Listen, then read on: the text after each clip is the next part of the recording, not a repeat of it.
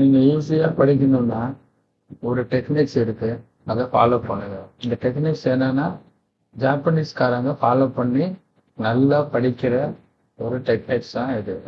இது வந்து இதோட 5 டெக்னிக்ஸ் சொல்றாங்க. அந்த டெக்னிக்ஸ்ல ஃபர்ஸ்ட் டெக்னிக்ஸ் என்னன்னு பார்த்தீங்கன்னா கெய்சன். இது வந்து கண்டினியூவஸ் இம்ப்ரூவ்மெண்ட் அப்படின்னு சொல்றாங்க. என்னன்னு பார்த்தீங்கன்னா இப்போ ஃபர்ஸ்ட் டே வந்து நீங்க ஒரு சாப்டர் படிக்கணும்னு பிளான் பண்றீங்கன்னா ஃபர்ஸ்ட் டே ஒரு பேஜ் படிக்கிறீங்கன்னு வச்சுக்கோங்களேன். செகண்ட் டே வந்து அடுத்த ஒரு பேஜ், தேர்ட் டே அடுத்த நெக்ஸ்ட் ஒரு பேஜ், நெக்ஸ்ட் ஒரு பேஜ்னு இப்படியே படிச்சுட்டே இருக்கக்கூடாது. ஃபர்ஸ்ட் டே ஒரு பேஜ் படிக்கிறீங்கன்னா நெக்ஸ்ட் டே வந்து ஒரு 4 லைன்ஸ் 5 லைன்ஸ், தேர்ட் டே வந்து ஒரு 4 லைன்ஸ் 5 லைன்ஸ். ஸோ இது மாதிரி படிச்சு லிட்டில் பிட் நீங்க வந்து ஆட் ஆன் பண்ணிட்டே போயிட்டு இருக்கு. ஒரு ஒரு என்ன சொல்றது, ஒரு பல்கா ஒரு பஞ்சா படிக்காம கிராஜுவலா நீங்க வந்து ஆட் ஆன் பண்ணிட்டே போகும்போது ஒரு 1 வீக் கழிச்சு நீங்க பார்க்கும்போது அந்த ஹோல் சாப்டர் என்பது நீங்க வந்து கம்ப்ளீட் பண்ணிருக்கீங்க ஈஸியா. கரெக்டுங்களா? இது இந்த மெத்தட்ல தான் ஃபாலோ பண்ணணும்னு சொல்றாங்க. இதை இன்னொரு விதமா எப்படி சொல்லலாம்னு பாத்தீங்கன்னா, ஃபார் எக்ஸாம்பிள் டைம் வச்சு பார்க்கலாம். இப்போ ஃபர்ஸ்ட் நீங்க 30 மினிட்ஸ் ஒர்க் பண்றீங்க அல்ல ஸ்டடி பண்றீங்கன்னா செகண்ட் டே வந்து ஒரு 15 மினிட்ஸ் ஆட் ஆன் பண்ணிடணும், இன்னும் ஒரு 45 மினிட்ஸ். இப்போ தேர்ட் டே வந்து அனதர் ஒரு 15 மினிட்ஸ் ஆட் ஆன் பண்றீங்களா, இப்போ 1 ஹவர் ஆயிடும். ஃபோர்த் டே வந்து இன்னொரு 15 மினிட்ஸ் ஆட் ஆன் பண்ணேன், அது 1 ஹவர் 15 மினிட்ஸ் ஆகும். இதே லிட்டில் பிட் கிராஜுவலா நீங்க டைமை இன்க்ரீஸ் பண்ணிட்டு அப்படியே ஸ்டடி பண்ணிட்டே போகும்போது உங்களுக்கு ஒரு 1 வீக் கழிச்சு பார்க்கும்போது நீங்க ஈஸியா ஒரு சாப்டரை கவர் பண்ணிருப்பீங்க. வர அது வந்து உங்களுக்கு ரிவிஷன் பண்றதுக்கும் ரொம்ப ஈஸியா இருக்கும். இல்ல, நெக்ஸ்ட் நம்ம பார்க்க போறது செகண்ட் டெக்னிக். இது சாமுராய் ஸ்டைல் மெமரி அப்படின்னு சொல்றாங்க. இது என்னன்னு பார்த்துட்டீங்கன்னா, நீங்க ஒரு சாப்டர் நீங்க படிக்கும்போது அதை வந்து எக்ஸாமுக்கு படிச்சு முடிச்ச பிறகு நீங்க எக்ஸாமுக்கு எப்படி எழுதுறீங்களோ அதே மாதிரி அந்த சாப்டர்ல நீங்க படிச்சது எல்லாத்தையும் எழுதி பார்க்கணும். அப்படி பார்க்கும்போது உங்களோட பிரெயின் வந்து நீங்க படிச்சதை எந்த அளவுக்கு ரீஸ்டோர் பண்ணுது அப்படின்றது ஒரு ஐடியா கிடைக்கும். அது ரீஸ்டோர் பண்ணது பண்ணி நீங்க அவுட்புட் கிடைச்சிருக்கீங்க, அதை நீங்க ரைட் பண்ணி பாக்குறீங்கல்ல. ஸோ அது வந்து நீங்க படிச்சதுக்கு ஏற்ற மாதிரி வந்திருக்கா, அதுக்கு உண்டான அவுட்புட் ப்ராப்பரா கிடைச்சிருக்கா, இல்ல இன்னும் நீங்க அந்த பர்டிகுலர் சாப்டர்ல நீங்க ஸ்டடி பண்ணுமான்ற ஒரு ஐடியா கிடைக்கும் உங்களுக்கு.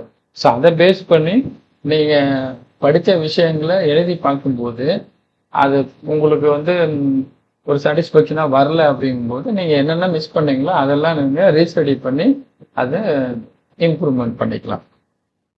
நெக்ஸ்ட் ஒன் இஸ் இந்த தேர்ட் டெக்னிக். இது வந்து இந்த கார்டனிங் டெக்னிக். இது எப்படி சொல்ல வராங்க அப்படின்னு பார்த்தீங்கன்னா, இப்போ ஃபார் எக்ஸாம்பிள் நீங்க வந்து ஒரு நாளைக்கு ஒரு பிளான்ட் வச்சுட்டு அதுல 1 டே மட்டும் நீங்க வாட்டர் ஃபீட் பண்ணிட்டீங்கன்னா அதோட க்ரோயிங் வந்து ரொம்ப பெருசா இருக்க சான்ஸ் கிடையாது. ஸோ நீங்க டெய்லிக்கும் அதுக்கு வாட்டர் ஃபீட் பண்ணிட்டே இருக்கணும், அதை மானிட்டரிங் பண்ணிட்டே இருக்கும்போது தான் அது க்ரோயிங் ஆகும் அப்படின்றது தான் சொல்ல வராங்க. கரெக்டுங்களா? ஸோ அது வந்து இட்ஸ் பேசிக். ஸோ அதே மாதிரி இது நம்ம ஸ்டடியில இந்த கான்செப்டை எப்படி மேட்ச் பண்ணலாம் அப்படின்னு பார்த்தீங்கன்னா, நீங்க இப்போ ஒரு நாளைக்கு படிக்கிறீங்க, ஃபார் எக்ஸாம்பிள் ஒரு சாப்டர் படிக்கிறீங்கன்னா அதை அப்படியே படிச்சு முடிச்சிட்டோம் அப்படின்னு சொல்லிட்டு அதை மூடி வச்சிடக்கூடாது.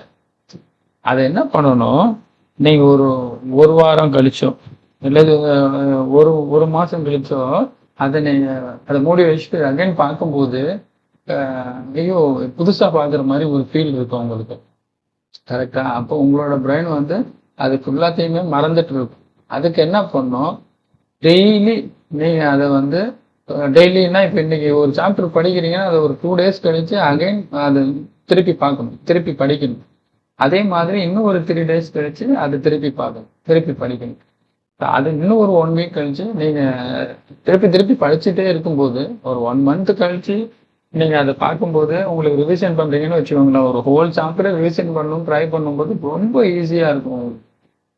ஸோ அப்போ நான் என்ன பண்ணுவோம், அந்த ரிவிஷன் பண்றது மாதிரி ரிட்டர்ன் நீங்க திரும்ப அதை படிச்சுட்டே இருந்தீங்கன்னா உங்களுக்கு ஒரு 1 மந்த்துக்கு அப்புறம் உங்களுக்கு லைஃப் ஃபுல்லாகவே உங்களுக்கு அதை மறக்க சான்சஸே இருக்காது. ஸோ இதுதான் வந்து இந்த கார்டனிங் டெக்னிக் அப்படின்னு சொல்றாங்க. So fourth one is interleaved practice. இது எப்படி, இதுக்கு என்ன மீனிங் பார்த்தீங்கன்னா, இப்போ நீங்க இன்னைக்கு ஒரு சாப்டர் படிக்கிறீங்கன்னா ஒரு சாப்டர் படிக்கணும்னு பிளான் பண்ணி ஒரு 2 hours ஒரு 3 hours நீங்க படிக்கணும்னு பிளான் பண்றீங்கன்னு வச்சுக்கோங்களேன். அந்த 3 hours ஒரு சப்ஜெக்ட் 3 hours ஃபுல்லா படிக்காம ஒரு பார்ட்டிஷன்னா ஒரு 4 பார்ட்டிஷன் மாதிரி ஸ்பிளிட் அப் பண்ணி ஒரு ஒரு பார்ட்டிஷனுக்கும் ஒரு 45 மினிட்ஸ் டைம் கொடுத்துட்டு ஒவ்வொரு 45 மினிட்ஸும் ஒரு சப்ஜெக்ட் படிக்கணும்ன்றாங்க. ஃபார் எக்ஸாம்பிள் இப்போ ஃபர்ஸ்ட் 45 மினிட்ஸ் இங்கிலீஷ் படிக்கிறீங்கன்னா செகண்ட் 45 மினிட்ஸ் தமிழ், அடுத்த third 45 minutes mathematics, fourth 45 minutes வந்து சயின்ஸ். இப்படி நீங்க ஸ்பிளிட் அப் பண்ணி படிக்கும்போது ஒரு 3 ஹவர்ஸ்க்கு அப்புறம் நீங்க இன்னும் ஒரு அடிஷ்னலா ஒரு சப்ஜெக்டை படிக்கலாம்னா கூட நீங்க பெட்டிக்க ஆக மாட்டீங்க.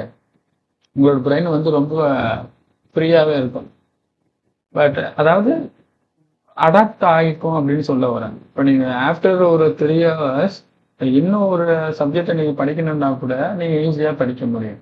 அப்படி இல்லாம இந்த ஒரு 3 ஹவர்ஸ் ஒன் சப்ஜெக்டை நீங்க படிக்கும்போது படிச்சு முடிச்சுடுவீங்க, அது ஓகே. படிச்சு முடிச்சுட்டு நெக்ஸ்ட் ஒரு 3 ஹவர்ஸ் லேட்டர் இன்னொரு சப்ஜெக்ட்டுக்கு போகும்போது உங்களோட மைண்ட் வந்து அடாப்ட் ஆகாது, உங்களோட பிரெயின் வந்து அடாப்ட் ஆகாது, ரொம்ப பெட்டிக்காது. ஸோ அதனால நீங்க பார்ட்டிஷன் மாதிரி ஸ்பிளிட் அப் பண்ணிட்டு அந்த பார்ட்டிஷனுக்கு ஏற்ற மாதிரி நீங்க வேரியன்ட் சப்ஜெக்ட் படிக்கும்போது உங்களுக்கு ஒரு சப்ஜெக்டையும் படிச்சது மாதிரி இருக்கும். உங்க பிரெயின் நீங்க என்ன இன்புட் கொடுத்தீங்களோ அது எல்லாத்தையும் கவர் பண்ணி வச்சுக்கும். ஸோ நீங்க கேட்கும்போது கண்டிப்பா நீங்க என்ன இன்புட் கொடுத்தீங்களோ எல்லாத்தையுமே அதை ரீஸ்டோர் பண்ணி கொடுக்கறதுக்கு சான்சஸ் இருக்கு. ஓகேங்களா? இந்த last one technique is the sensei. இந்த சென்சைனா நீங்க படிக்கிறீங்க, ஒரு சாப்டர் ஃபுல்லா படிச்சு முடிச்சிருக்கீங்கன்னா அதை மற்றவங்களுக்கு திரும்ப திரும்ப அதை சொல்லி கொடுத்துட்டே இருக்கும்போதோ இல்ல வேற யாருக்கும் நீங்க அதை சொல்லி கொடுக்கும்போது ஸோ உங்களுக்கு அது மறக்க போறது கிடையாது. அதாவது அப்ப என்ன சொல்ல வராங்கன்னா ஒரு விஷயத்த திரும்ப திரும்ப திரும்ப திரும்ப பண்ணிட்டே இருக்கும்போது அது உங்களுக்கு மறக்காதுன்றது தான். நீங்க படிச்ச விஷயத்த 4 பேர் சொல்லிட்டே இருக்கு, உங்க ஃப்ரெண்ட்ஸ் மற்றவங்கள்ட்ட நீங்க சொல்லி கொடுக்கும்போது உங்களுக்கு மறக்கிறதுக்கு சான்சஸ் இல்லை அப்படின்றதுதான் சொல்றாங்க. ஸோ இதை வந்து அதனாலதான் நீங்க இந்த டீச்சர்ஸ் எல்லாம் பாத்தீங்கன்னா டீச்சர்ஸ் ட்ரைனர்ஸ் எல்லாம் பாத்தீங்கன்னா அவங்களுக்கு எல்லாம் ஈஸியா ப்ராப்ளம்லாம் ஈஸியா சால்வ் பண்ணுவாங்க, இங்கிலீஷ் இந்த கிராமர்ஸ் எல்லாம் ஈஸியா சொல்லி தருவாங்க. ஸோ அதெல்லாம் என்னன்னா நமக்கு அவங்க திரும்ப திரும்ப சொல்லி கொடுத்துட்டே இருக்கிறதுனால அவங்களுக்கு இதெல்லாம் மறக்காம ஒரு ஃப்ளோல வந்துட்டே இருக்கும். ஸோ அதுதான் சொல்றாங்க. Thank you so much. இந்த வீடியோ பிடிச்சிருந்தா லைக் பண்ணுங்க, ஷேர் பண்ணுங்க அண்ட் சப்ஸ்கிரைப் பண்ணுங்க. இந்த எஃபெக்டிவா இருந்திருக்கும்னு நினைக்கிறேன் உங்களுக்கு இந்த வீடியோ. தேங்க்யூ.